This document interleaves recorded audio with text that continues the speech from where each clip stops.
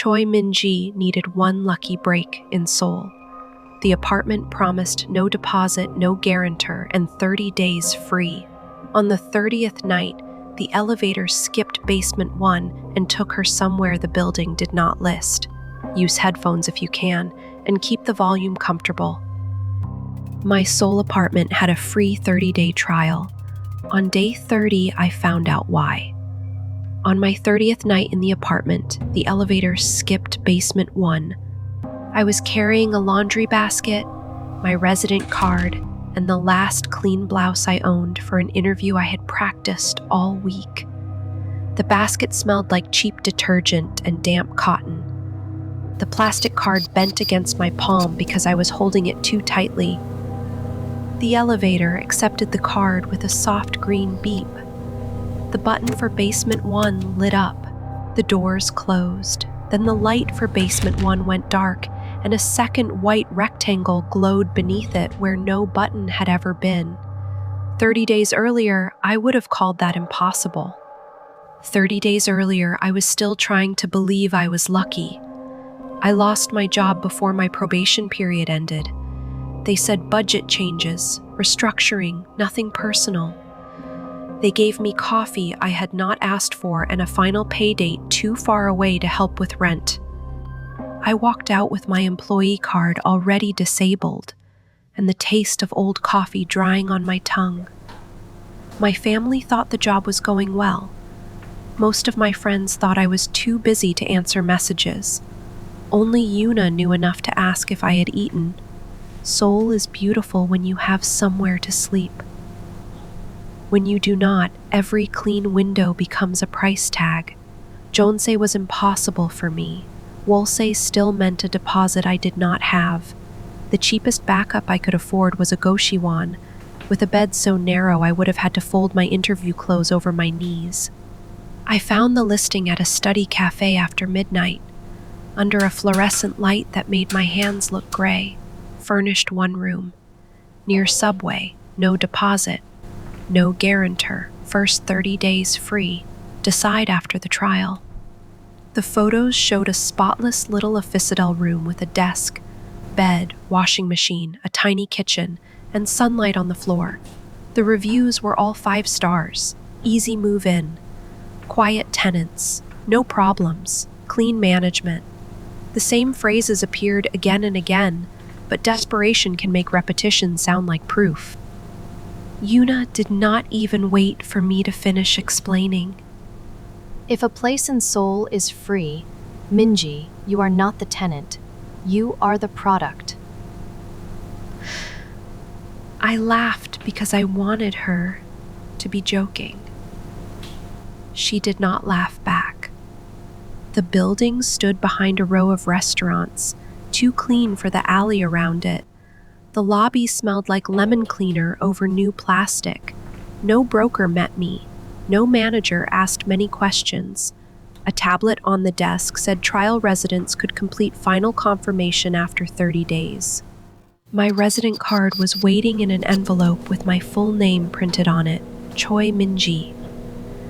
The card opened the front door, called the elevator, unlocked my floor, worked on the parcel lockers, and was supposed to activate the shared facilities in basement 1. My unit door had a digital lock and a temporary code that changed itself after I entered. Everything was too easy. The first tenant I met was a man in a black padded jacket. He held the elevator, smiled, and bowed his head. His smile stayed in place after the doors closed. Not strange enough to mention, just held there 3 seconds longer than a smile should. Welcome back. I thought I had misheard him. I just moved in. Yes, that is usually when people come back. On my 3rd night, the washing machine in my unit flashed a drain error.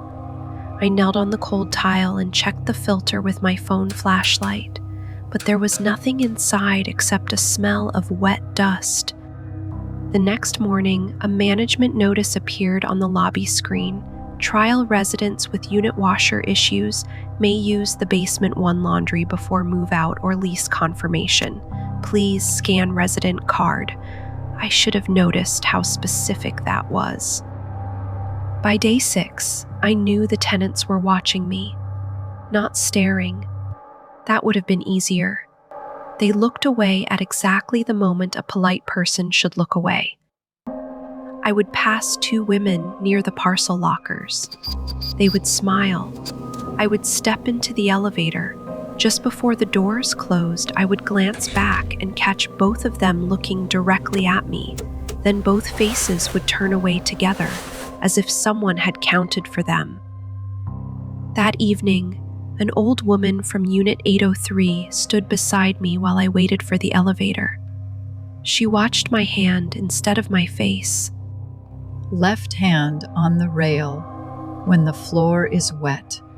Right hand when she is nervous. I looked down. My right hand was closed around the basket handle hard enough to hurt. Who are you talking about? You. We are getting close. I blamed stress. Job hunting makes every stranger feel like a witness to your failure. On day 9, a woman carrying a convenience store coffee entered the elevator. She looked at my tote bag, smiled, and spoke in a careful, practiced voice. Calm voice. Clean answers. Do not apologize first. I had said those exact words into my phone while practicing for interviews. I had not sent the memo to anyone. I remember the elevator mirror behind her face. I remember my own mouth opening and no sound coming out. I'm sorry? No, Minji. Do not apologize first. She turned her head a little, as if she were waiting to see whether the correction had worked. On day 12, a man at the recycling room glanced at the folder under my arm. The interview is with that cosmetics company, right? I had not told anyone in the building. I had written the company name on a note in my application folder, then hidden the folder under my mattress because the desk felt too exposed. How do you know that? You wrote it down. The food waste reader beeped green while he spoke. His smile came a moment late, like he had remembered the expression after the sentence. On day 15, I saw the woman from the elevator standing near the lobby mirror, with one hand around a coffee cup, 2 fingers raised exactly the way I held mine when it was too hot. She saw me see her. Her fingers moved. She corrected the grip. The hand is better. The eyes are still too early. She was not speaking to me. She was speaking to my reflection. That was when the building stopped feeling like a place full of strange people and started feeling like a place full of people practicing. On day 18, my resident card gave me proof.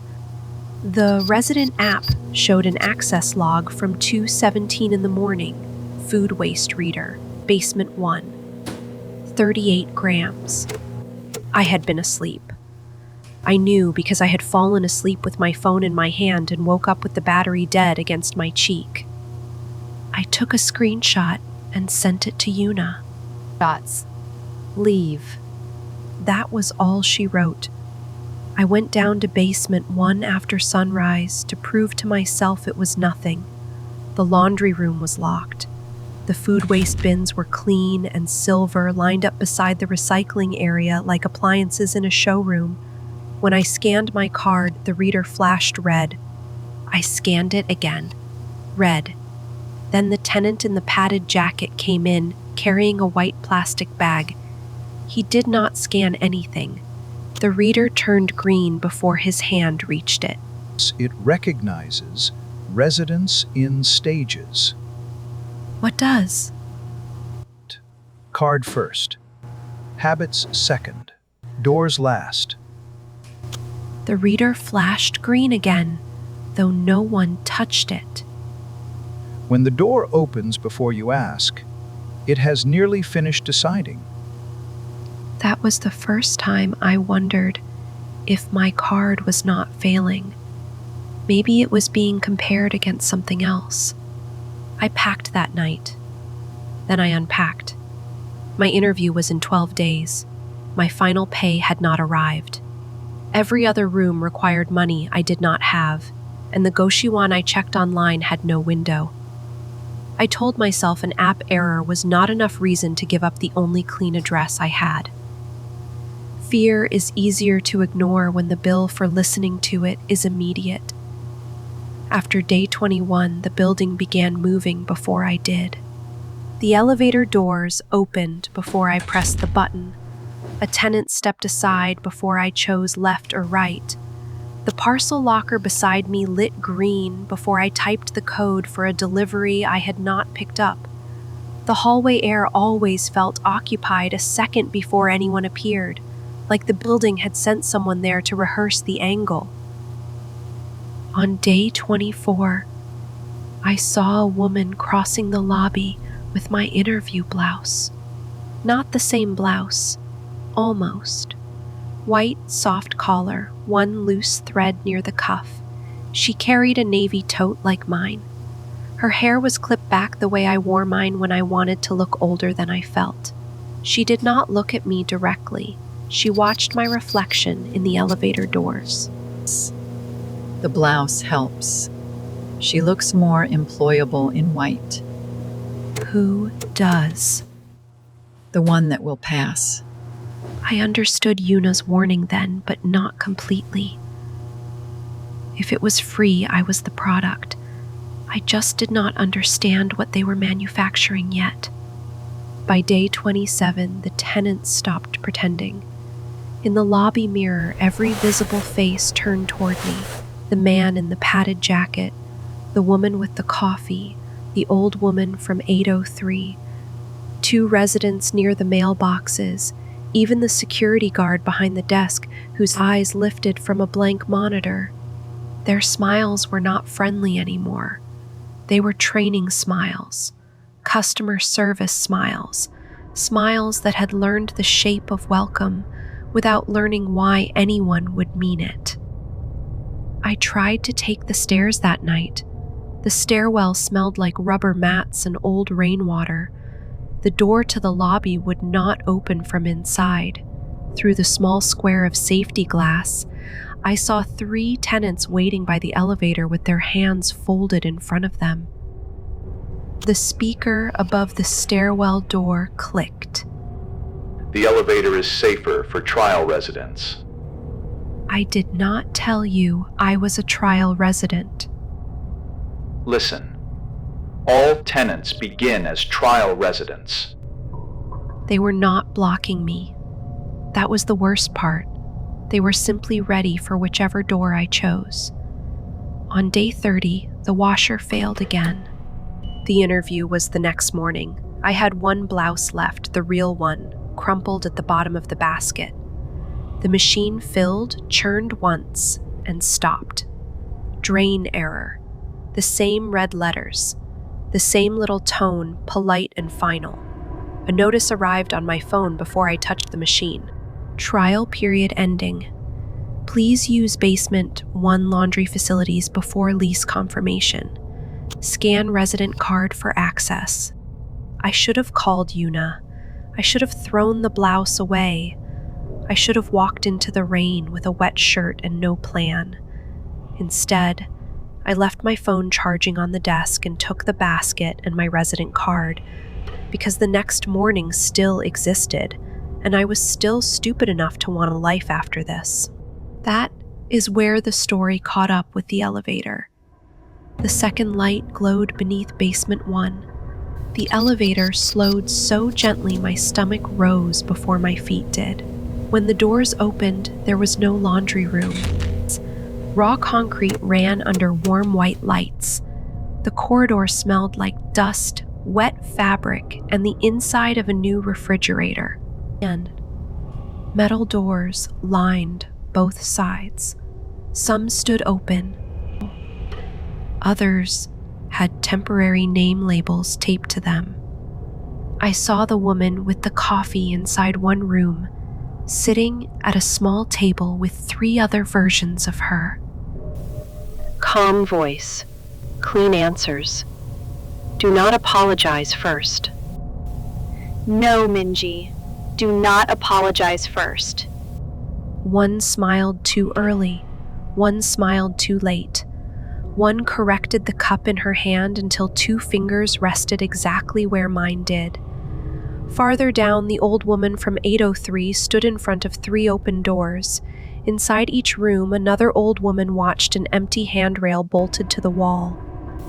Left hand on wet rail, right hand when nervous. Say thank you before fear. The words were not advice. They were instructions for becoming me. The man in the padded jacket stood in front of a mirror while something with his face practiced bowing. Its neck moved first, then its shoulders, then the smile arrived like a separate command. Card first, habits second, doors last. These were not tenants. They were finished copies, or unfinished ones. The building had not been watching because it was curious. It had been taking measurements. Then I heard my own voice. Good morning. Thank you for giving me the opportunity. My name is Choi Minji. It came from the last open room on the left. My weakness is that I apologize first. I am working on it. She was standing under a bright ceiling light in my white blouse, holding my phone in one hand and an identical resident card in the other. My phone. I knew the crack near the corner. I knew the small sticker Yuna had put on the case after my old one broke. The copy smiled. It was my interview smile, not the smile I showed friends, the one I had practiced in the mirror, soft enough to seem cooperative, confident enough to hide need. On her face it arrived a fraction too early, before the eyes were ready. I backed away. The basket handle cut into my fingers. My card slipped in my sweaty hand, and the reader beside the elevator flashed red when I slapped it against the panel. The reader showed 2 words in red. Not authorized. Behind me, my copy took 1 step out of the room. You're early. Her voice sounded like mine after a bad recording had been played too many times. Same shape, wrong temperature. A free room always takes payment. Give me the card, Minji. That one has not finished being you. I ran because she said my name the way I said it when answering interview calls. Polite, small, afraid to take up too much room. I hit her shoulder because I was looking at the card reader instead of the hallway. My basket fell. The blouse slid across the concrete. Both resident cards hit the floor and skittered in different directions. For 1 second, we were both on our knees, reaching. Her hand moved like mine. Same hesitation. Same little tremor in the ring finger from too much coffee. That frightened me more than the rooms, more than the copies, more than the floor that was not supposed to exist. I grabbed the nearest card and slammed it against the elevator reader. Green. The doors opened. That is mine. I got inside. The doors closed on her reaching hand. The elevator went up. I did not breathe until basement 1 passed, then the lobby, then my floor. My unit door opened on the first try. That was when I looked down and saw the card in my hand. It was not mine. The plastic was warmer than it should have been. The printed name was the same, Choi Minji.